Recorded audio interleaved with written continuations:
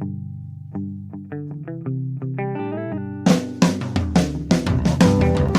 only real God is the one that you believe in. Start looking for the God in others. And if you find you're tuning into a wave, well then I don't know much about being saved. Hello, everybody. Hello, friends. Welcome into another episode of Spiritual Philosophy Chatter with the Joneses. I'm Danny Jones. And I am Samantha Jones. And this is episode 91. 91. What is the topic? This is astral projection and lucid dreaming. Trippy. Nothing I really know much about, but yeah, other than what we've kind of learned. Yeah. This was all new to me, too. Yeah. All new, so. It's cool. Yeah. Awesome. Yeah. Well, before we do that, shall we recap anything from last week? Last week we did near-death experiences. I really liked that episode, and that was kind of like leading us into this episode because, you know, one's very similar to the other. Right. But something else that I wanted to talk about is that we are now at the point where the inauguration is about to happen. Yeah. And things are very, very tense here in the United States. And there's a lot going on, and it could potentially be a crazy week for us. So I just want to tell everybody, just stay safe and stay calm, because there's a lot of misinformation out there and a lot of rumors and things that are just wild rumors. And a lot of people like, this is the apocalypse. And you know what? Maybe it is, but not in the way that we've been taught as the apocalypse. Right. This is like a mass change. Like we're going through a major change, and change is uncomfortable. And this is it. We're here. We've been talking about this for a long time. So this is almost like where we are now, like the height of it, I would think. Yeah. And hopefully after this, it'll start to calm down and we can start dealing with some things here in the United States that we haven't been dealing with. No. Like the coronavirus, which is out of control, especially where we live. We live in California, but we don't live in Los Angeles County, but we're right next to Los Angeles County, and that's where it's hit the hardest. Yeah. So it's they're even telling people now, I don't know if you heard this, in LA County, that if you go out and come back home to your family, you should still wear a mask when you come home. You should wear a mask at home if you go out at all. I was like, whoa, that's taking a little bit too far for me. Yeah. Like, there just comes a point where you have to be like, okay. So then we're all just living in masks. Right, exactly. I think I'll pass on that step. But, you know, yeah, wearing them out is definitely very, very, very important. Yeah, for sure. Yeah, we all have to work on this together. Because people are still coming here to California, you know, from all over the world. So if you think that just because it's not as bad here in where you are as it is in California, well, you got people come here, and did they bring it back? And yeah, these mass sort of gatherings too, like examples like January 6th, and then what inauguration day is going to be like, you know, not sure. And that could be nationwide too at some capitals. So these mass gatherings are not helping to stop the perpetuation of it. It's a lot. It's just too much going on all at once. But we'll get through it. Yeah. And it will be okay. But there's one thing that I got a couple of messages on this week and saw a couple of things on Facebook, so I wanted to bring it up. Is there's one guy that was at this, what do they call it, insurrection? Is that what they call it? Yeah. This riot. They call him the QAnon shaman. And so I've been involved in these discussions with people about what is a shaman and why is he portraying himself as this. There's one interview where I was like, oh my gosh. Describe him in case anybody's not sure. So let me read you what a shaman is according to Wikipedia. Okay, shamanism is a system of religious practice. Historically, it is often associated with indigenous and tribal societies and involves belief that shamans with a connection to the other world have the power to heal the sick, communicate with spirits, and escort souls of the dead to the afterlife. Okay, so it's a spiritual person, a healer, somebody that is supposed to do good in this world. In many cultures. Many throughout cultures. the world. Right. So this guy is portraying himself in this way that maybe he he has a lot of these things. Maybe he talks to the dead. I don't know. He's not eating in prison because he only eats organic food, which is something that shamans do. A lot of spiritual people, that is their practice. So he does portray a lot of these things. However, to me, in any spiritual practice, any healer, anything like this, your morals are the number one most important thing. What you do with your gifts, what you say about things, being out there violent and saying that you're going to kill our vice president, that's not what a shaman is or what a shaman does. You know, he kind of, and I was kind of asking for you to describe him so this way people know who we're talking about. Oh, him. I'm sorry. I thought you meant he shaman. kind of reminded me. He doesn't remind me of a shaman at all. He sort of reminds me. I hate to say this. Like a mascot at a football game. They do dress like that, though, shamans. This guy, I don't think a shaman, well, maybe they would, but wearing like a buffalo head. They do. I can show you the pictures. Oh, really? Wow, it's strange. Well, anyways, but they have like he's got the American flag colors painted on his face and the buffalo get up and the no shirt. But the problem is, from what I understand, is the tattoos have white racism connotation to them. So I didn't notice that. That's can't really be a shaman when you're doing that. No, I saw one interview with him because he was just all up in anybody's face. If you saw any coverage of the riot at all, you've seen this guy. He had, what do you call that? Like a spear that he carried with him. He was out there, absolutely. But I saw one interview with him where he started talking about that the people don't have their third eye open and they don't see what he sees. And okay, that's great. Put that out there. We want people to know that these types of things exist, that shamans exist, that you can use your third eye. But this is not what's happening. No. You know, there's nothing spiritual about what they did that day. So for this man to call himself a shaman, it kind of upsets me. He was throwing a smokescreen. Absolutely. He was a magician and more than a shaman. Yeah. You know, I have to remind myself that in every spiritual practice, there are those people that do not take this gift seriously. And they use it to their advantage financially. And you know what? I've had people even flat out ask me if I'm one of those people. Do you do this for the money? Yeah. You know, but he's an actor too, this guy. He wants the QAnon shaman. He's been trying to be an actor privately. Yeah, so he's doing all of this to it's like an act. It's all an act. So when this guy says that he's a shaman, don't buy it because it's not true. But it was. He's sitting in jail now. He is, but there was a lesson to me to learn what a shaman was. There was so much about it that I had no idea. But you know, and I mean, these guys, are saying that now through their attorneys that they did all this because this is what their president told them. Yeah, and I wouldn't be the least bit surprised if there is any sort of pardon coming from Trump that has nothing to do with those guys. Yeah. That he'll leave them high and dry.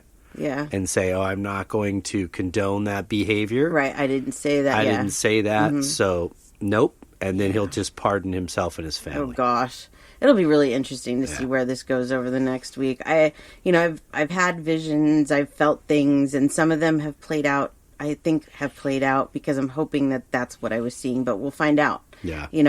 I saw things at the White House, and then this happened at the Capitol. So I'm hoping that nothing happens at the White House now, maybe before I was just seeing the Capitol. And I saw the same thing. Right. But so did Chelsea. When that happened, I assumed that what I was watching on television is what I had seen. Right. But I don't know. I'm not sure anymore either. Yeah, we'll find out. I mean, they have it pretty well. Mine was more nighttime. I don't know why. Yeah. And this... Yeah. It was pretty cleared out by nighttime, wasn't it? Yeah, that night it was. Yeah. So, I don't know. We will see, unfortunately. But, just stay safe, everybody. Yeah. We'll get through this. We are strong. Yes, we will. Yep. So. Life has to go on. Yep, and it will. Yep. So. Cool. Well, is that it for last week? That is all. All right. Well, let's do it. Okay. Episode 91, Astral Projection and Lucid Dreaming. One of the reasons that I put these two things together, first of all, I didn't really realize that they're very similar. You're just kind of doing these two things different ways. So it's like same outcome, almost just different ways, different, but we'll get into that. But Right. There's not a lot of information when I Googled astral projection. Most of what came up were meditation videos on how to do it, which really wasn't what I was looking for at this point. I was looking more of, an explanation. What is this? What happens? How do you do this? We did find a couple of videos we watched on YouTube last night. Didn't that one gentleman explain the difference between the lucid and astral? Yes. Okay. So that's one of the reasons why I put these two things together. Okay. Is that they are very similar, and because there's just not a lot of information enough to fill an episode on astral projection. Now, if you are into that and you are familiar with it, I'm sure you could sit here for an hour and talk about it, but we don't know enough about it. No. But there's a lot of people that they're very into this. I find it very fascinating. I do too, and I think it's just another. It's another. I feel like part of this puzzle of a greater awakening where we start to realize, not just realize, but actually believe and understand better that our conscious goes on. Right. Not even in death, but in sleep. Yep. Your conscious could go anywhere at once. That's right. So that's a hard pill to swallow. I've never experienced it, but all these things are pointing to this. Is that the body is just merely a suit to be mobile. It is, yeah. It was weird. I told you this morning. I was taking a shower, and I do my meditations in the shower. So I had done a chakra meditation, and then afterwards I was shaving my legs, and all of a sudden I heard my mom say that's just on loan to you. You know that. Right. Like, really? Like, right. But I understand what she was saying is this is just the vessel. Right. It's just something that we're put into so that we have a way to follow our dreams, to do what we want to do. Exactly. I mean, and some may question that and say, well, if you're a spirit in a globe of, a ball of light floating around, why do you need a body? Well, because first of all, you're in two different dimensions, two different planes of quote unquote reality. And you chose to come to this plane to be able to experience what it felt like to taste that ice cream cone for the first time. Right. Or fall off your skateboard and scrape your knee. Right. Or fall in love. Or have a child. All those things that you can't do as a glowing ball of light. That's right. Yep. So that is the price that you pay. Yes. But believe it or not, we both desire, I think, each other's realm on some level. For sure. I think you're right. Yeah. So. I think that when you go to the other side, there are things that you're like, oh, yeah, they remember that, but you don't taste it, or like the pizza, what you were saying. But there's a lot I was impressed with what we did, kind of were watching about this and how much research has gone into this. Yeah. And known throughout decades, really. Yeah, there's no solid proof. No, but there's research, and really it keeps going back to each person's account. Right. And their similarities is a common thread. So again, I just feel like it points to this thing. Right. That your body is only temporary. It is, yeah, absolutely.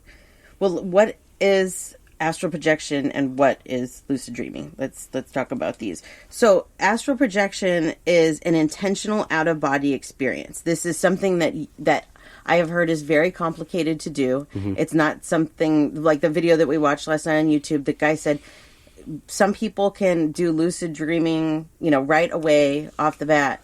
But with the astral projection, it can take weeks and weeks and weeks of practice before it actually happens. It actually happens because what you're doing is separating yourself from your body, separating that energy, that soul, or whatever you want to call it, from your physical body. You're pulling it out. And we'll get in later of ways they say how to do this. So the astral projection part of it is taking your spirit or whatever out of your body, and most of the time you will see your body. You look down, you see your body. And in astral projection, you can do anything. You can fly, you can, go wherever you want to go, see whatever you want to see. It's supposed to be absolutely amazing. Right. With lucid dreaming, it's very different. Lucid dreaming is a dream where the dreamer becomes aware that they are dreaming. Sometimes in a lucid dream, the dreamer can gain some control of the dream, including the characters, the narratives, and the environment. So let me ask you this. I don't know if they talk at all in this, what you've kind of researched, but when an elderly person is, like, say, on hospice or passing away slowly, they're dying. Right.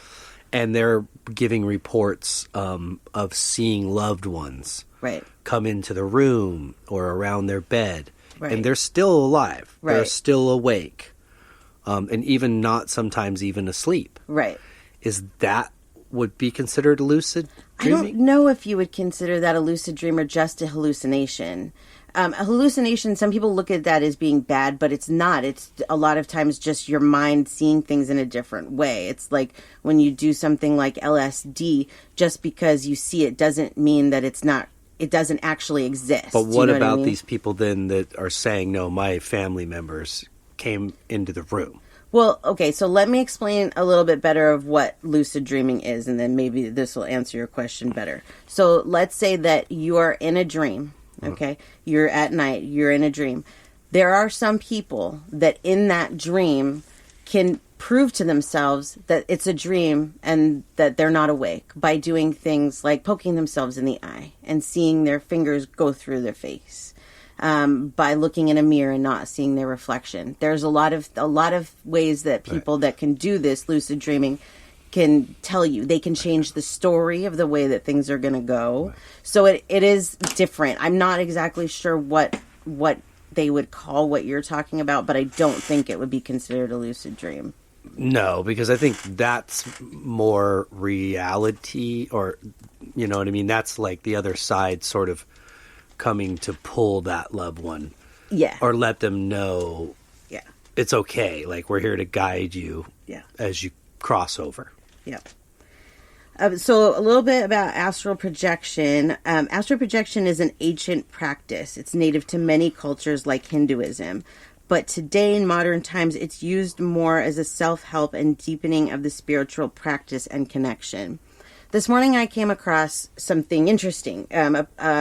He's a guru. His name is, Juggy Vasudev, and he calls himself Saguru. Okay, he's a yogi and an author and a philanthropist, and he's Hindu. It was really cool to watch some of his videos. I would really suggest it if you're into that kind of thing. But he started talking about astral projection, and he said, an astral projection is simply a hallucination. And in order to do it right, you have to learn to do it. You can't just do it, all at once. But he said that I wrote it down. In India, they have schools that teach you how to do this, okay? But they are only used for entertainment. So it's like not a part of their spiritual practice there. They look at it more as entertainment because it is not benefiting you in any spiritual way, is what he was saying, which I found interesting. Well, maybe it's not benefiting you in a spiritual way, because I look at spiritual and consciousness maybe as two separate things a little bit. Mm-hmm. Even though I feel like your conscience is a part of your spirit, it goes with you. Right. I think when I think of spiritual, I think more of the drive, the love to want to, be closer to the energy, do right and learn. Right. And then the conscience is just kind of my whole memory of what I can remember, like at the moment. Right. Or in this life. Mm-hmm. I forgot my point on that, but come back to me. Okay, if you remember, just raise your hand. Okay. So this guru, he had broken it down a little bit. Okay, I remember. Go ahead. Sorry. No, go for it. So what I do feel like maybe doesn't have a spiritual, but it has a conscious benefit. Right. Because you're learning this exercise of how to do this. Right. And then again, it's showing you more proof that you can go beyond, Right. And when he's saying hallucinate, I mean, there's people that can do this and point out things in rooms and places that maybe they wouldn't have even known. Yes, exactly. But I can also do that. with my with the viewing. spidey senses. Yeah, with the remote viewing. So I can understand how he could say it could be a hallucination because, you know, it is to an extent. I see. Yeah. You know, you don't have to physically float over there to see it. Right, exactly. I got it. Mm-hmm. Cool. All right. Okay, so Saguru, he broke it down this way about how this works. That there's 5 types of bodies, they call them. And a lot of times when you see this, the talk about the astral projection, they have like body outlines in different colors. And there's usually 5 of them. One represents each body. Okay. There's the physical, which is like your hardware, okay? And there's the mental, that's your software. And then there's the energy, and that's, you know, our soul, what we're made up of. And then there's wisdom, and this is where we get out of the physical. This is the wisdom stage is where we're more moving into the other side of things, okay? When you are beyond the physical is bliss. They call that bliss. Okay. And that's where the astral projection happens. So you are completely leaving everything here and only bringing out that one piece of you, if that makes sense. Okay. And so when you do this, when you do the astral projection, you're supposed to try and pull yourself out of your body. And we had seen a video on that last night. I think he explained that a little bit. That one of the ways to do this is, well, first of all, for this and lucid dreaming, you're supposed to go to sleep. Right. And then wake up 5 to 6 hours later. Set an alarm for 5 to 6 hours later. That's what that guy said. Right. I did see that in some other places. Okay, There's so that other is ways. sort of a standard. All right. There are other ways to do it, but this is one way that he was saying.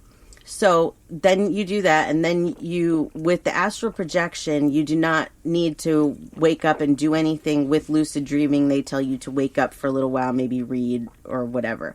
But with astral projection, you go right back to sleep. While you're trying to fall asleep, this is where you try and get out of your body. You try and pull yourself out of your body. So you can do this by seeing a rope or a ladder. But they want you to be really, really specific when you're trying to do this. Like you feel the rope. You feel how that feels on your hands and what it smells like and what it looks like. And like if it's a ladder, what that texture is. Maybe even how that feels on your feet. Because if you've ever stepped on a ladder with bare feet, you know that that's not comfortable. Right. These types of things, very, very detailed. And you continue pulling yourself until you reach that kind of snap where that part of you comes out of the body. He did say that's where you hit the sleep paralysis point. That makes me a little nervous. The sleep paralysis? Yeah.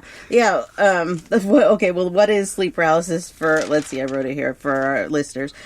Sleep paralysis is like that middle stage, okay? And it's a temporary inability to move or speak while falling asleep or waking up. So it's like right in the middle there.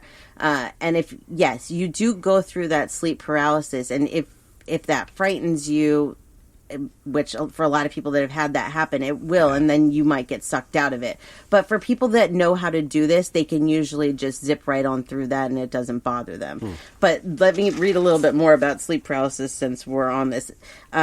If you've ever had this before, it is very scary a lot of the times where like you might be trying to talk or you're dreaming and something bad is happening and you need to get out of the dream. You want out, but you can't get out of it. I remember there was once my mom was in my room trying to wake me up and I could hear her, but I couldn't wake up. I was like, why can't I wake up? And I was panicking inside, but she didn't know. I just looked asleep to her. But it is very, very common. They did say that most people experience this at least once in their life, but a lot of people, it's more common. And I had a similar experience that I shared with you, that I was at home sick and my dad was watching me, 3rd or 4th grade. I was asleep. I don't know if it was a dream or whatever, but I was aware that I was asleep. But I could hear arguing in the living room, fighting, like crashing of glass.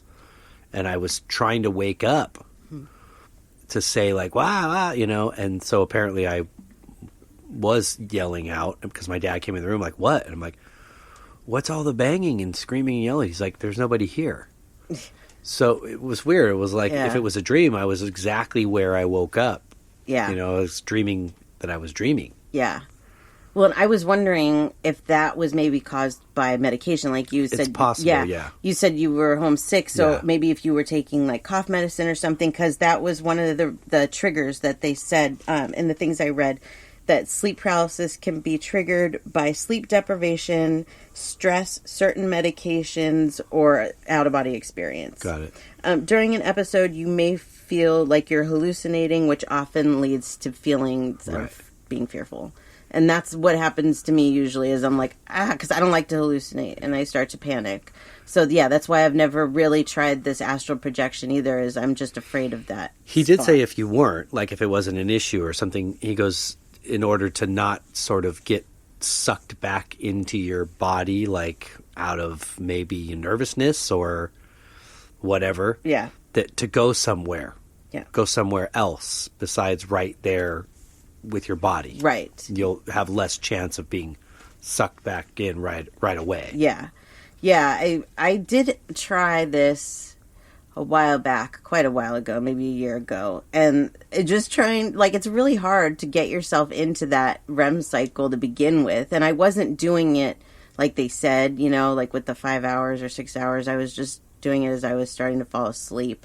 So it just didn't go away for me. But someday I would like to try. I would like to, you know, overcome that that fear of the sleep paralysis. It's funny because I never realized that other people had this. And then I started seeing memes about it. And there was one meme that was talking about sleep paralysis demon. And there's like this demon sitting at the end of the bed. And it says, my sleep paralysis demon waiting for me to get off my phone and go to sleep. And I was like, oh my gosh, that's exactly how it feels. It feels like there's like a demon. I mean, obviously there isn't. But so I love that term, that sleep demon term, because it does. It's like, oh, it's scary. I don't want to go through it. But it's really, you know, it's all mind over matter. It is. It's like you have to just know when that's happening, the exercise that you learn for yourself to just snap you out of it. Yeah. I think it's one of those things that if you've never experienced it, you might think I'm overreacting. If you've experienced it once or twice, you may not remember it that bad. But for those of us that have had it throughout our lives and are constantly reminded of how bad it is, it does suck. Yeah. You know? Okay, so we were talking about how to do this. Okay, let me find my notes where we were. So we're going to then pull ourselves out. Okay, we talked about that. So the other way that they said you could do this besides pulling yourself out with like a rope or a ladder is you can be like on a swing. Imagine yourself on a swing and swinging back and forth and trying to get out that way. So that's another way to try. Now, the difference when we talk about lucid dreaming and astral projection is that you would still do the alarm thing, 5 to 6 hours of sleep, using the alarm, wake up, and then you would do something like reading, something mellow. That's, you know, don't go back to sleep, just mellow yourself, but be awake. Then you're going to go back to sleep, and you're most likely going to fall right back into a REM cycle because of where you were with your brain, with your reading or whatever activity that you were doing. Right. So at this point is where they say that you can control your dreams, that you can do things like what I was saying before, like poking yourself in the eye or, you know, looking in the mirror, or what else did it say? Check your breathing. This was one that almost every article said to pinch your nose. And if you can still breathe, then you know you're dreaming, you know, because you wouldn't be able to breathe through. So you can also look at your hands, because they said your hands might not be real detailed in your if you're dreaming. Huh. So yeah, there's a lot of different ways to do that. Then when you are in that dream state, you can somewhat control the dream, is what they say. Wow. Yeah. I have never tried this. Right. I did the other night. I was like, I'm going to try falling asleep and trying to see what I could do if I could take myself out of my body or whatever would happen. And because sometimes I have really good visions falling asleep. So I went into this state of mind, you know, this meditation-like state, and started just relaxing and hoping that something was going to happen. But all that happened was, it was almost like, you know, when they say you go through the tunnel, like the tunnel to the light. Right. It was almost like that, but I could see the tunnel like on one side, and then there was just beauty in the middle. It was just like an open meadow and beautiful flowers, and everything was so bright, and it was like, it makes me want to cry just thinking about it. That's how like vivid it was, that I knew that this wasn't just, you know, me dreaming already. This was something that happened before I fell asleep that I had asked for. So I'm really not sure if that was a lucid dream or what you would consider that, but it was cool. I can't say I did not see my body. I didn't see anything like that. I just almost felt like I was in the tunnel being given a little bit of a peek of what it looks like over there. Right. You know, it was cool. Wow. It was really cool. So I want to keep doing stuff like that. Yeah. I wake up a lot of times at like 3 a.m. And so I have really good visions at that time. A lot of times I'll tell you things the next day. I'm like, oh, I was told at 3 a.m. when I woke up. It happens a lot. So I think that I could probably do the lucid dreaming as well. I just need to do it. Yeah. Yeah. It's incredible when you think about it. Yeah. I don't know why that happens. Like when I wake up in the middle of the night and I hear those things, I wonder if it's because wherever I was, wherever my subconscious was or whatever you want to call it, if I was on the other side, if I was talking to my mom and then I'm like, oh, you got to keep notes of what you heard while you were there or what you saw or what you were told or whatever. I know. I wish you could. Yeah. It's weird, right? It's really cool because, so one of the things that they didn't cover in these videos and that you had asked last night is how do you get back to your body? How do you stop this from happening? You know, if you're astral the sleep projecting... paralysis kind of brought that up in my mind. Okay, so if you're in sleep paralysis, you have to work on some sort of thing in your mind that's like, this is how I get out. Right. Yeah. Well, once you're in the... what do you call it? In the astral projection, you have all that control and you can come back to your body whenever you want to. They say it's that simple. You just go back to your body because you're like flying. You're going anywhere. Now, I would assume that at this point, if something woke you up, it would probably startle you and put you into that sleep paralysis. Okay. Would be my assumption. Got it. So... yeah, if you're, they talk about the cord, right? And we all have this silver cord. It's like that. Well, you got to have time for the cord to come back in, so you can be woken up out of it. But as far as astral projection, they say it's just as easy as returning to your body. I've never done it, so I can't say for sure. For the lucid dreaming, it's different because you're still in your body. You're dreaming or you're wherever your mind is, Right. So a couple of things they say to do is if there's any signs around you or anything that has writing on it, to try and read it because that activates a part of your brain that'll wake you up. That was really interesting, right? Also blinking. For whatever reason, that also does. So in your dream, you just start blinking a lot. Also, going to sleep in your dream. So if you're like, I'm kind of done with this dream and I just want to be done with it, go to sleep. I'm going to go to sleep now. Weird, right? Wow. And those things are supposed to bring you back. Now, I don't know if that means you'll wake up, but you'll be back from that lucid dream, I'm guessing. Right. Are you aware that your dream, you're in a dream? Yes, you're supposed to be So aware of it. if you say, I'm going to go to sleep now so I can go back to my body, are you still aware, that you're dreaming before you tell yourself that? That's blows. Right, very mind-boggling. It is. These are all things that I really would like to try. And we have questions. Yeah, we need the answers. Yeah. See, these subjects are all so new to us, and I love that because we get to explore them together and learn about them, and it shows people, too, that, when you have these abilities, you're not just given all of this information and all of, the ways that your abilities work. You have to learn each step at a time, what these abilities are about. And so this is something that I haven't explored yet, and I'd really like to. It's pretty cool. Pretty incredible, yeah. Yeah. What happened the other night was cool enough for me to go, okay, I have some kind of control. Right. So, let's see. There are benefits to lucid dreaming. And one of them is to stop a nightmare. There are people that have learned how to do this to stop their repetitive nightmares. Or what do they call those? I can't remember. I used to have a lot of those, the recurring nightmares. Oh, those are miserable. Okay. So this is one way that people have been able to shut those down. Because, that's cool. Yeah, like let's say that you're arguing with somebody, fighting with somebody, and you're like, the story that I read was that the person wasn't standing up for themselves in this reoccurring dream. And so once they learned the lucid dream, they stood up for themselves and they made themselves really big over this person and took over, and they never dreamt about it again. Wow. Yeah. That's cool. Yeah, so it So can it's just be like very facing healing. it in your dream. Yeah, exactly. It reduces nightmares and PTSD anxiety, because a lot of times people have nightmares because they're worried about what they're going to dream, or they have PTSD that they're holding on to that they're not dealing with, and so that pops up in a dream. That happened to me a lot after my mom died. If you have somebody that's died, please know that those types of dreams, those PTSD dreams, are very, very normal. Those are not visits. Yeah. Like, if they're bad nightmares, those are not visits. Don't No. worry about that, because I do get asked that a lot. Yeah, which is which. And I can understand the confusion, but the way to really, really understand it, or if you don't have a personal connection yourself, is they would never come at you Right. like that to scare you Yep. and freak you out. No.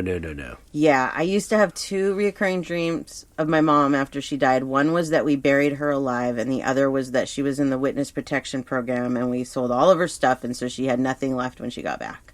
And those 2 haunted me forever. Right. Well, not forever, because I'm over it now. But for a long time. Right. I dreamt about those all the time. And it's like, if I could have known that I could get in there and be like, stop it. Right. You know, but that was my subconscious doing that. My fear of what happened. Those weren't visits from her. I No. could tell the visits. So those are the types of things I'm talking about, that if you have those types of dreams where they hurt you emotionally, they feel like that. They feel like, oh my God, I buried my mother alive. Right. You know, Right. those are not visits. No. No, not at all. Something else that they say that you can benefit from lucid dreaming is it gives you more control over your life, because once you realize that you can control your dreams, if you can control yourself in your dreams, you can control yourself in your life. Yep. Which is a kind of You know, it's a good realization. point. Like, when you think about like a reoccurring nightmare like that, for like yours, for example, like let's say the first time you had the dream, and it probably freaked you out. Yeah. But it stuck with you. Oh yeah. So it was like something that you needed, that you kept revisiting in a dream, because you knew that you needed to accept that your mother was really gone. Yeah, I wanted to believe that she wasn't. And you needed to almost, if I could play out a scene within that dream, is like you needed to look yourself in a mirror and say, she's gone. Right, exactly. But you kept visiting it, and it comes to you as a nightmare because it's a very unpleasant thought and reality and a feeling. But you kept going, probably knowing subconsciously that you needed to do that. Right. But you couldn't figure out that it was your reality, your dream. Right, Essentially, exactly. you know, that you could do that with. Yeah, a lot of times when you have a dream like that, like you're saying, it's something that you have to deal with in real life. You have to face it, and you will continue to have that dream over and over and over again. Yeah. You know, so yeah, facing it somehow. And that's probably why I don't have it anymore. And I don't know when those dreams stopped, but they felt like they went on for a long time. Yeah. So I think once I really did accept that she was gone and she wasn't coming back is probably when those stopped. Yeah. Yeah, and those are hard for And it makes anybody, sense. you know. But yeah, Once you really realized and you accepted it, you didn't need to visit that dream anymore. You had resolved it on this side as opposed to the dream world. Yep. You know. So it is very healing. Yeah. In a lot of ways, yeah, dreams can be very healing. Yep. But you have to analyze them the right way too. We did a whole episode on dreams, but sometime we should do a part 2 on those, because it's a wide, topic there, broad topic. For sure. One of the things with the lucid dreaming that they suggested, you could do this with the astral projection too, but especially with lucid dreaming, is keeping a journal. When you wake up, that you write down those dreams that you have, what you remember, what happened, how you were, like if you did one of those things like poking yourself in the eye or looking in the mirror, write down what you did so that you see how this works and that you can control these things. And I'm telling you, journaling, it's really important. And I was told that from the very beginning, that I should journal, because you'll look back and you'll want to see how far you've come. And I didn't believe that. And now I do. Even 3 years into this, I really believe that journaling is very good for a lot of different reasons. Yeah. So, with every subject seems to be keep a journal. So, Yeah. I got 3-ring binders everywhere. Dude, no, I really do, don't I? Yeah. But most of what I have is for the show, but that's cool because it's almost like journaling. It's what we're talking about, you know? I like to look back at some of our earlier shows and be like, man, we have learned a lot. We have grown and there's a lot. there's a lot we don't know, even about the subjects we've discussed or researched and looked into and talked about. You know, there's so much about again to this world and that's beyond our vision and even our senses. Yep. But I like knowing that.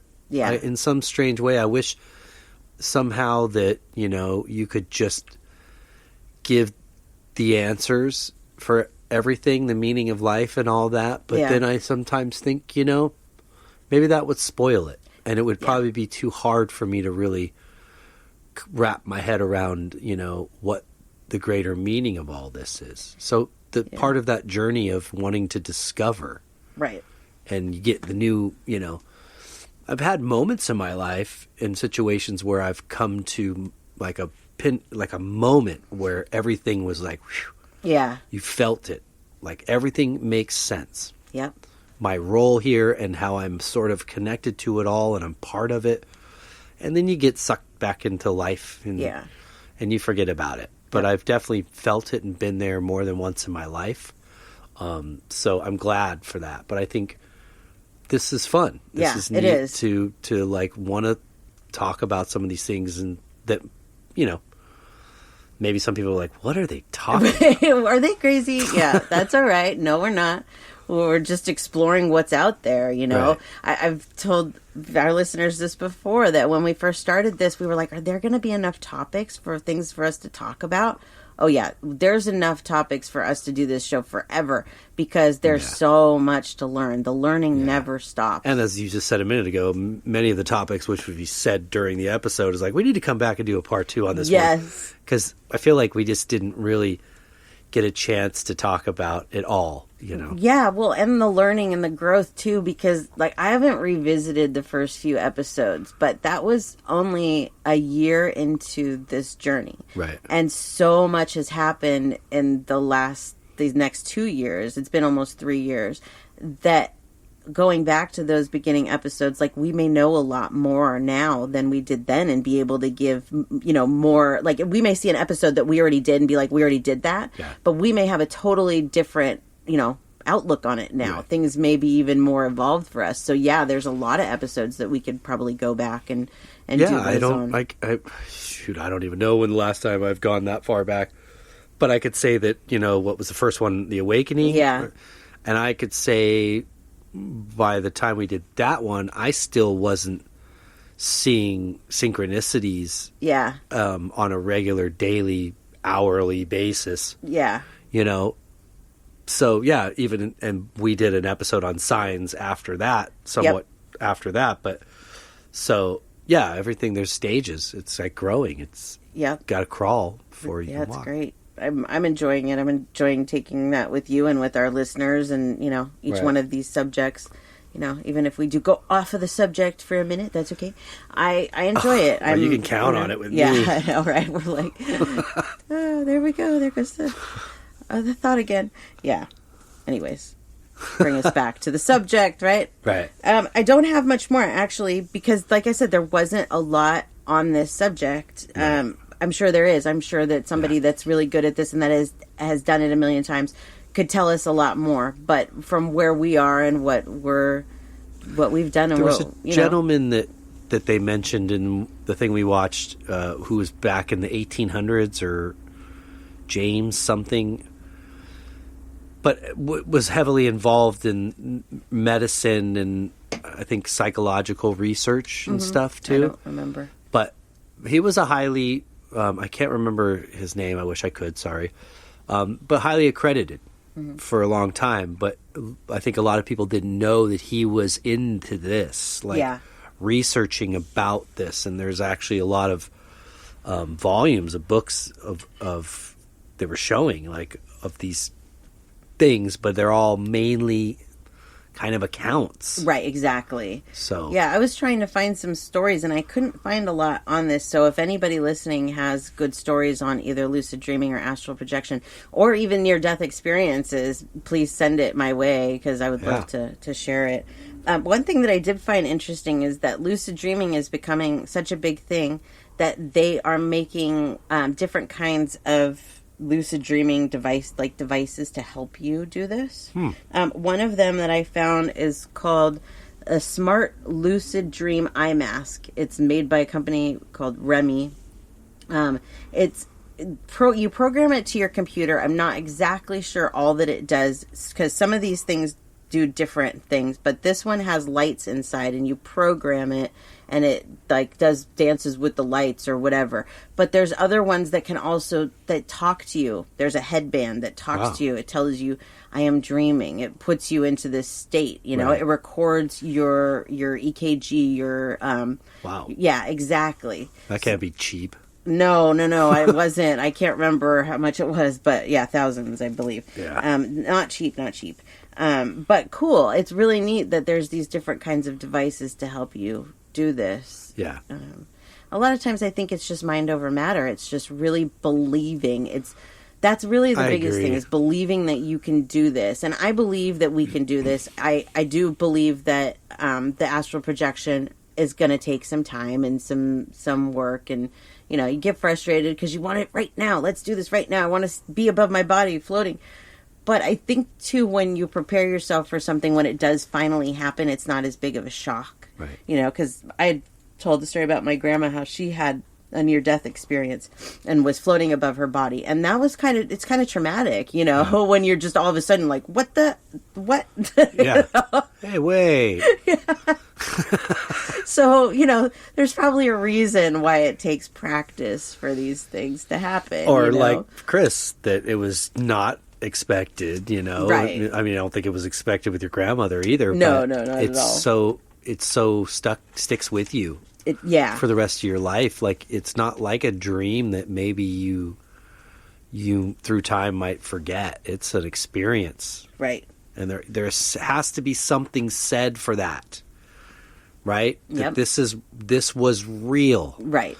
Exactly. Even though the rest of us can't see it, that's what I mean. It's like, you know, the brain is an important part of the body, but it belongs to the body. Yes. But everything about us as a person and our uniqueness and all that is within the soul. Yep. So your memory and all that's going to go. Yeah, it goes with you. With you. It's not like your soul all of a sudden is like, I don't know who I am. Right. Well, I'll tell you what, you're not really going to know not necessarily who you are. You'll really know who you are, as opposed to what name you had in this life or any other life. Who your soul really is. You'll know who you really are. Yeah. But all your memories, even the other lives, will be obtainable from the other side because that's part of how we review what we've learned. Right.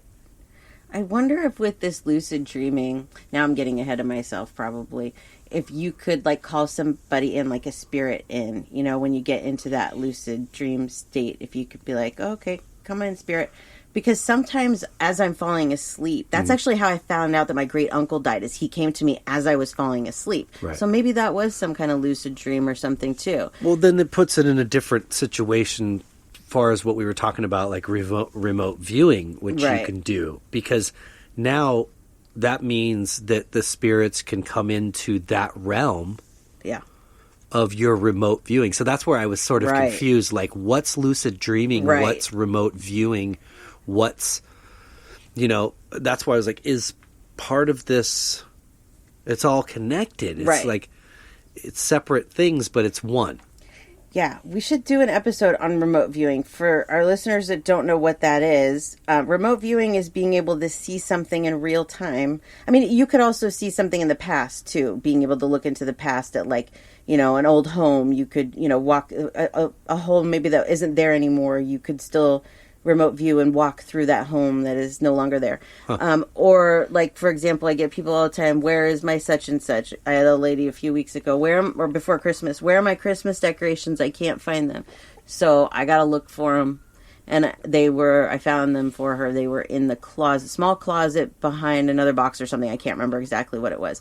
But see, that's the remote viewing. That's not necessarily the psychic ability. That's just me being able to like take the energy where they show me it is, and seeing maybe even like somebody, where is this person right now? If I'm not connected, where are they right now? That's remote viewing. Governments have been using that for a long time. That's very smart of them. Mm-hmm. I think we watched something about World War II that they were using that. Yeah, even back then. There's so many abilities like this, little pockets of things like this astral projection and the remote viewing and all of these things encompassed. And a lot of people don't know that these things exist. And I didn't either. And I think that it's pretty amazing, all of the things that are possibilities that we are able to do. I'm never like, when something else comes up that, oh, it's possible for me to leave my body on command. Okay. I don't discount it anymore. I truly 100% believe it's possible, because there's things that I've done that you could not explain. Right. There's a lot out there. So don't discount anything, I guess is what I'm saying, is, everything that, you think might not be what you thought it was, Does that make sense? No, absolutely it does. I think that you can find this in so many different areas, but I believe that it all is a matter of believing. Right. That it often is mind over matter. It is. Absolutely. I think most things are. And I think that once we learn that, and that could go down to, instead of astral projecting, inward projecting and healing yourself of major illnesses and things like that. Like, we do have an immense amount of power and energy, but it has to be in tune with the same vibration as your faith or your belief. Yep. So it's like putting the wrong key in the wrong hole, it's not going to open the door, but if you pick the right key, you will open the door. Right. This is something that I've told you. You've always asked me, how come you're not ticklish? When you would come out to me and like tickle me, and I'd be like, no, because you know why? It's mind over matter. And I can't remember who taught me that. It might have been my aunt. But that's something that really has stuck with me. So here's an exercise to understand mind over matter a little bit more. If you're a ticklish type of person, right, you need to be, I don't want to say prepared, but in your mind, I am not ticklish. You need to repeat, I'm not ticklish. This is good for people that like to get pedicures, but it tickles their feet. Right. If you can learn to tell yourself, I'm not ticklish, and really, honestly, truly believe that you're not, I promise you, you won't be ticklish. Right. But then if you let it go for even 1 second, you'll be ticklish. That's how it works. So I learned that at a really young age, and I didn't realize how much you can apply to that. Right. I see so many people getting pedicures, and they're like, ooh, it tickles. I'm like, just, no, it doesn't. Mm-hmm. It doesn't tickle. But you have to believe, just like anything else in this, all of this stuff we talk about, you have to believe that it can actually be. Yeah. I mean, when Christ did it and walked on water, I think he sort of levitated above it. But, levitation. And they're all looking at him like, what, are you kidding me? Like, how the heck? And he's simply like, you can do it too if you believe it. You can heal yourself. Others can heal you. We've talked about that. That would be another good episode, something to talk about, because, if you believe that you can heal yourself, again, you will. Yeah. And if you believe that things don't hurt you a certain way, they won't, because you truly 100% believe that. Yeah. It is all in the mind. It kind of just keeps reaffirming for me, though, the beauty of this whole thing, which is becoming greater and of much broader picture for me, is that we don't ever die, man. That's right. We don't ever die. We'll be born again many, many times, and we'll get to learn and experience, but this never ends. Yep. We might think the minute that it's lights out and our heart stops ticking that it's over. Yep. But it's not. No, it's not. It gets better. It gets way better. So I'm just like, wow. Yeah. I sometimes I get like chilly from that, Yeah. Like it's such a reaffirming feeling for me of just sit back and enjoy this a little more, because there you know, you're going to get to do this as many times as you want. Yeah, exactly. It gives you like a different outlook on life, and when you see things, it kind of changes your perception. Like what's going on, like with the riot and stuff. When I see that, I don't understand it. It doesn't make any sense to me. I don't like anything that isn't peaceful. Right. And that has become more and more a part of my life with this spiritual journey. So much so that I just don't understand why anybody would feel the need to be like that. I don't understand, you know? But that's what happens, is that you come to believe in this so much and see how it can heal and you can heal, that you start to realize that all of these things we worry about, they're not important. No. They're not. Let the politicians do their jobs. If it's not important to you, you take care of yourself. You know, you heal yourself. If we would just do a little bit more of that, we would, you know. You don't have to stick your head in the sand about anything, but there's so much more. Yeah, there's so much more than the petty things that we think are worth bickering and fighting about. Yep. They're not. No, they're not. At least as far as I'm concerned.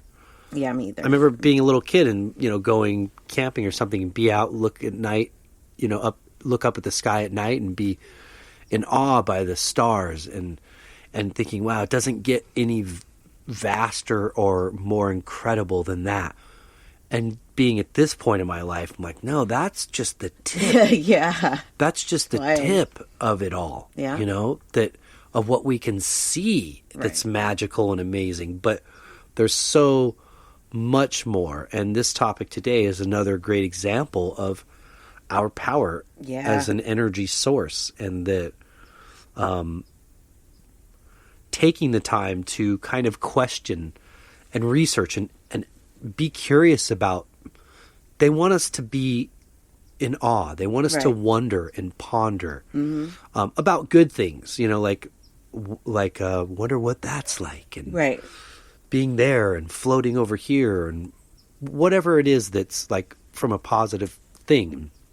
I've always been this type of person, like go to a party or something and I'm not going to talk Dodgers. I'm not going to be, you know, beer bonging with the frat boys.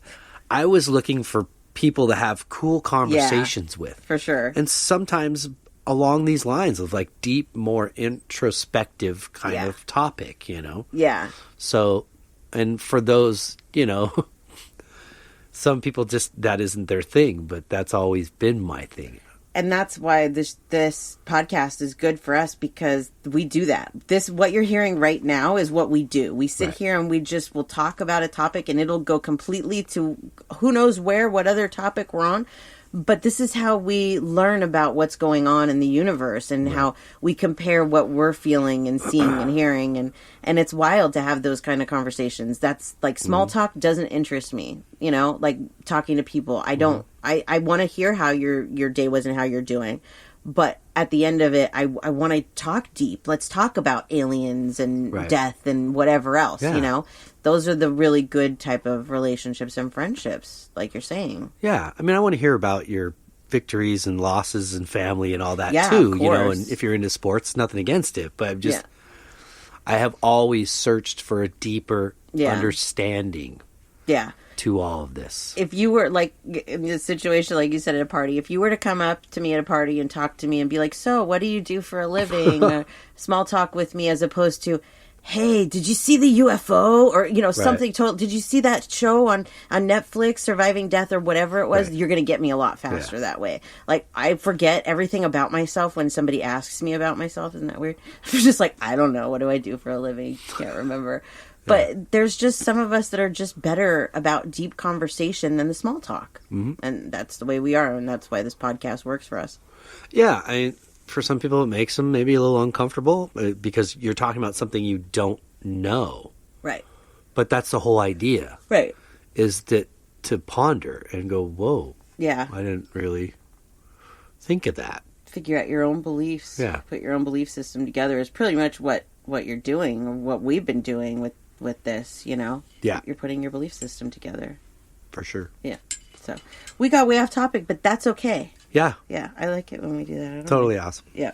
I did want to give you guys the name of this guru. I liked his videos. He's very calming. He talks about a wide variety of different things that have to do with spirituality, down to like, you know, how religion will sometimes say, you know, drinking alcohol is bad or this is bad. He handles those topics. He talks about those things and tells people, you know, what's real, right? What we really need to think about. Cool. His name again it's spelt Jaggi.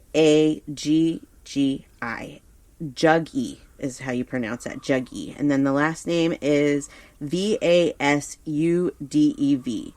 Vas. I can't remember how they pronounce that. I don't know. And then, but you can hashtag how he in most places is hashtag SADHGURU, and that's Saguru is how you pronounce that. Cool. And that's him. I really liked him. Very nice. So check him out. Good job. Yeah, that's it. I hope you guys enjoyed the episode. I know there wasn't like a ton of information on it, but I'd love to hear other people's stories. Sure. And you know, maybe again we can. This is a topic we can revisit when we've done it ourselves. Maybe that would be so cool. Yeah. Yeah. Sounds like a good plan. I think so. Cool. Well, before we say goodbye, would you like to share your page real fast? Yes. My website is SamanthaJonesPsychicMedium.com. You can learn anything you want to know about me there. Find my email, or you can email us, spiritualjoneses@gmail.com if you have ideas or want to share anything with us. Send it on over. We like those. Please. Yep. And you, sir? Yes, for my art, djonesartcollection.com for the web, and at djonesartcollection for Instagram and Facebook, and for my music, gypsybrown.com for the web, at Gypsy Brown Music for Instagram, and at Gypsy Brown Band for Facebook. And that's it for me. Yay. Well, we hope everybody got something out of this. Yeah, we did. We chattered a little bit, but that's our job. Yeah, we hope you liked it. We hope you have a great week. That we do. Until next week. Peace and love.